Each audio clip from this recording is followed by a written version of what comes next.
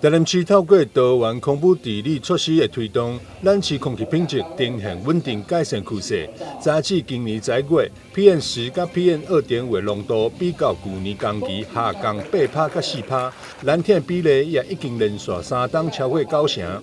红海天数比例竟降到0.16%，创下历史上低纪录。今年的考验刚开始，可是从过去来看，我们的空气品质是一直在这个好转。蓝天的天数达到9成以上，那有这个红害的部分大概只有0.16%所以是相对已经少很多。但是这样子空气品质的维护没有最好，只有更好。这成果是来自市府甲民间携手努力，让市民大众有新鲜空气会当大口喘气。